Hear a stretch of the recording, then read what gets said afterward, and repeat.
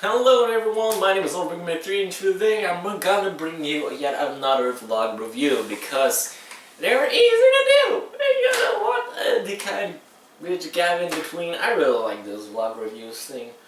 And today, yes, we will be reviewing Bayonetta 2 for the Wii U. I'm kind of a tendency to do a lot of Wii U games recently. I don't know why. If you've been following my Let's Play, you know one thing. Absolutely love this game. I love it to death. Definitely one of the strongest entries in the Wii U lineup so far. It's an exclusive that Nintendo needed to bring up the Wii U back.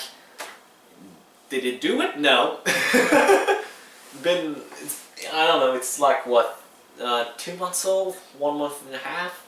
And, I mean, it did good. It did good, but it didn't boost the Wii U sales that much.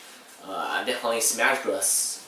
Will, or if it did, I wasn't aware of it. But yeah, Bayonetta 2, absolutely phenomenal game in my opinion.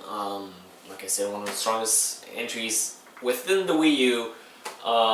It's a hack and slash like it's beat 'em all like its predecessor, and it refines so much the idea of the first game. The thing is, Bayonetta 2 doesn't change a whole lot. It's still this action-adventure type of game, but it refines everything that first was, like I keep saying. The fighting mechanics are tighter, you move faster, you strike faster, you dodge faster. And it's more fluid overall. Combo mechanics is easier to execute. And if you're in a combo or something, dodging right away, I feel is more fluid. The combo, the weapons, everything, it's just better in my opinion. The weapons allow for so much customization to combine stuff. Everything has been improved to be more clear, more specific. So you know what you're getting, and it's not confusing despite how big some of the aspects of the game can be.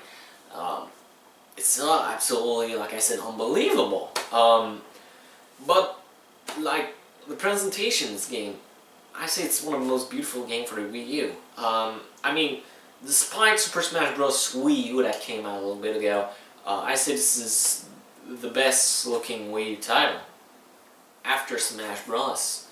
Which is a big thing. I mean, and I'm not talking about graphically speaking, the textures, the model, the lighting, because it isn't. There's a few glitches here and there, like I saw sometime Bayonetta's horn glitching, doing a visual glitch through the hair, like through her hair slash clothes, which I mean isn't a big deal, but it's kind of a minor thing my eye doesn't get used to. It's always those things I'm kind of like,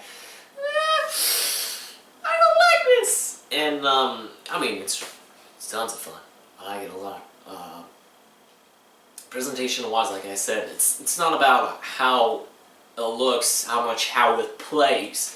Because Bayonetta 2, if you know Bayonetta 1, it's all about the extreme things it gave us. Like the extreme aspect, the extreme environments. And Bayonetta 2 delivers. It delivers and gives you more. It's like if you're on crack and you be like, you know what, I'm gonna give speed just to be sure you're really high. Like, I want you to be fast and I want you to be high at the same time. So I'm gonna give you speed and I'll give you 3 Red Bulls. You have 30 minutes. You have 30 minutes to take it all into you. I'll see you back in an hour. I'll see how you're doing in your own room. I'll look you in, and probably when I come back, everything will be just fine. This is what this game is, visually speaking. Like the setups, the fighting scenes, I mean, there's a part in the story where you take down this. It's called the Lumen Sage. This guy is called the Lumen Sage. Basically, you fight him, and at the beginning of the game, you're like on this round, circular arena type stuff. You fight him for a little bit, and then suddenly you switch to a pseudo cutscene where mid combat, you will summon a giant. The Lumen Sage, which basically throw feathers in the air. It will summon a giant monster, and this monster will like throw up lava onto the ground, leaving you on this tiny little platform to fight the Lumen stage with, while you summon another monster. And there's this huge fight going on in the background while you do your extremely almost unviewable fight with the Lumen stage. And that's absolutely fantastic. That's phenomenal. I like this kind of stuff. It's visually pleasing. Look at it. It's never boring too. And then in the third phase of the fight, the platform breaks while the two summons disappear, and then you summon two more humongous monsters while you spread out wings with the Lumen stage spreading out feathers out of his back to do an aerial battle. That's really cool. Like I said, this game is visually pleasing. There's a ton of elements where you look at it and be like, wow, this is unbelievable. Granted, one of my gripes with it is that because it's so distracting at times, you can be like, whoa, what is going on? What am I doing? Kind of stuff. So you'll be finding you'll be like, what the fuck just happened? And that's one of the things that's really one of my gripes. But presentation, absolutely unbelievable. Model, like I said, models, textures, lighting, not that impressive. I mean, it could be definitely better, especially for Wii. I don't know why. What is it with Nintendo not pushing the Wii to its limits? It's a crime, I say.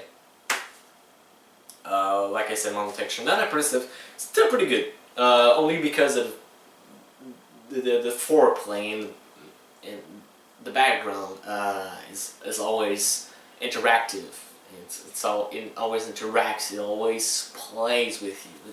It distracts you. It's pretty much eye candy. It's the best way I can put it. The story, though, I gotta say, is complete and utter shit. It's cliche as fuck, and I'm sorry for my swear here. That's just how I think it is. It's cliche as fuck. It brings a little more to the table than what Bayonetta 1 brought us. I mean, it expands upon the universe and give us a completely sentient story, if that makes any kind of sense. It's a complete separate story, and you know what? It's fun in its own rights. It's not good. It's not a good story. It's, like I said, it's cliche as fuck. Like, play a drinking game. You just play a drinking game with each cliche you found in this one. I would be really impressed if you get out of this night alive. Like, I don't believe it. Yeah, the story's all shit. The one thing I liked about the story is the characters. Bayonetta is a joy to listen to. All the characters have this snarky kind of attitude, kind of like Sonic the Hedgehog, like in the Adventure Eras, and I absolutely love this kind of stuff. The humor is spot on, I gotta say this, and it's really fun to look at. Gameplay-wise, like I said, it refines basically what Bayonetta 1 did. So you have those new weapons, those only new weapons I should say, those only new mechanics, but they blend in really well. And like I said, dodging got faster, attacking got faster, comboing got simpler and faster. Accessing information is also that much more usable now. You can just go into your combo list, and I don't feel submerged by information. Usually each combo too has their specific uses. While it is true that with some weapon I'm be like, you know what, I'm just using the same combo over and over and over again. There's a little bit of variety in what combo do. Some combo can stun, some combo can uppercut an enemy into the air while launching you also in the air, so you can do auto combos, aerial combos, and that's pretty cool. So it's not one of those hack and slash where you just do the same combos over and over again. And that's pretty good, because most hack and slash, like I think Metal Gear Rising, Revenge has got this really huge problem, or God of War, for example.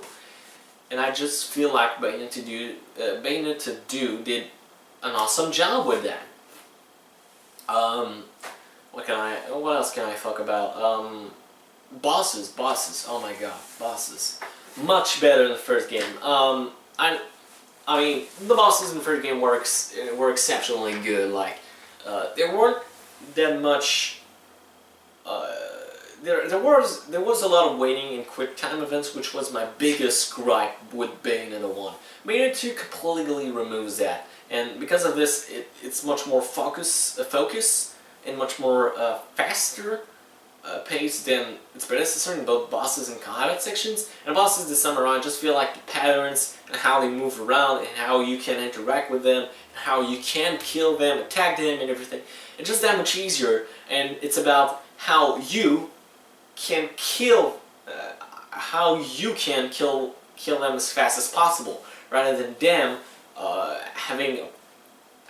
being too dumb to get close to you so you can attack them. So it's basically a player-winning relationship kind of thing, leaving the enemy with the pace of the battle. In this game, it's not like this. You're in control of every battle, and while you don't affect the environment as much as, like I said, make combat cutscene that changes a little bit the environments, I just believe the fact that you can control battles includes you that much more in the fight.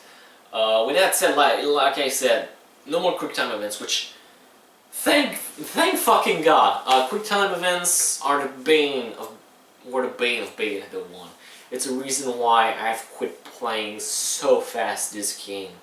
I mean, I've beaten it, but it took me way too much time to beat it, and it's that much more easier now for me to go into Bayonetta 2. And right after playing Bayonetta 2, I gotta say, going back to Bayonetta 1 afterwards, because with the review, if you bought the game, basically you got Bayonetta 1 and 2 inside a box, which, by the way, totally worth their $60 price tag.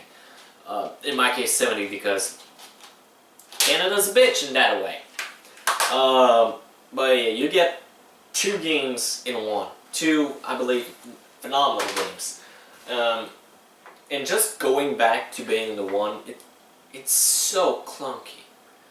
It's so long. It's so slow. It's so...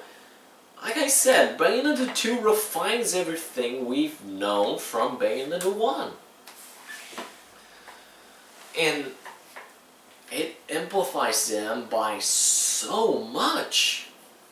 It's finding things feel that much more rewarding in the hub world, like in Bayonetta 1. You just explore a new region, find objects, find collectibles, so you can spend them. It's simple as hell as a mechanic, but it's so much fun and reward personally for me, and that's what I really, really like about this game.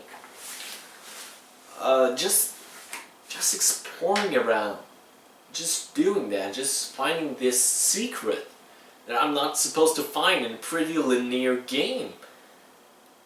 It's cool. It's like the Uncharted treasures kind of thing. It's really cool. It's neatly placed. It's well hidden. It's something completely out of the way, completely optional, and doesn't affect the rest of the game at all. And it doesn't derive from the rest. And it's fluid. I keep saying it, but this game is very fluid and very well paced. By the way, I forgot to mention this in the boss section, but also the enemies, I believe, more interesting. They've completely changed the set of enemies from Bayonetta 1, so the Infernals that fight now and the Angels are not more of a threat, because this is due to better controls, but well, actually the Infernals are quite hard to fight at. If you see my playthrough, you know how much I suck at fighting Infernals. I'm gonna put the link somewhere, like, I don't know, here, and here, cover my horrible face. I don't know. Infernals, man, oh my god, Infernals.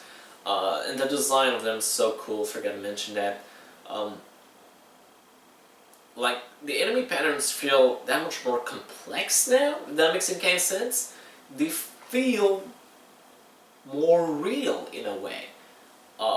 Like I said, because certain attacks affect enemies in a certain way, certain attacks, and I got a call. Fuck you. I think I was talking about the enemies. Yes, yes, yes, the enemies. The enemies, like I said, because you affect them differently with different combos, and there's even this weapon. Well, I forgot to mention this. I'm sorry if I'm going a little bit off rails, which I do all the time, but that's all of our thing, guys. Gotta keep it cool. Gotta keep it classy. Basically, you get this weapon called Undine. I don't know if I'm saying it correctly. It's basically a flamethrower slash freezer weapon, which switches from being a flamethrower to a ice thrower. And if you do the circle attack, you change between stance. So Infernals are weak against the ice thrower, and the Angels weak against flamethrower. So if you actually use if you basically, I don't know, punch with Undine and keep that button hold, if you hold that button, basically Undine will shoot a constant barrage of ice, basically, if against an Infernal, and if you keep it long enough, it will actually freeze the enemy entirely, and you can activate it and then throw it somewhere else or into another enemy, and that's really cool design. Same thing about the flamethrower, although it burns them instead of freezing them. And there's tons of little nifty tricks in there. So experimenting with this game is great, and I believe the chapter selection, how the chapters are paced, is that much more enjoyable. And then again, I keep saying it, but Bayonetta 2 refines on everything that Bayonetta 1 was. So yeah, I think that's about everything. Oh yeah, I do gotta say that the final boss a little bit disappointing. It's just not fun in general. It goes on for a little bit too long. Even the fight itself is not that big of a deal, even though you're teaming up with one of your allies. So yeah, that's pretty much it. Bayonetta 2, absolutely great game. If you have a Wii U, I heavily recommend it. It's heavily worth the 60 price tag. Like I said, this is a 2-in-1 game, with the port of the first game, like in HD. I think that's basically worth it. If you like hack and slash, if you like beat 'em all, go for it. Like I said, it's one of the stronger lineups in the Wii U so far, in the Wii U library. With that said, I think I'm gonna give something like this game a 9 out of 10. I don't know if it's a little bit too high, but damn, this game is really good. This game's really damn good. I'll keep playing it because I got the Let's Play to do. So anyway guys, my name is Overgamer3, and I'll see you all next time.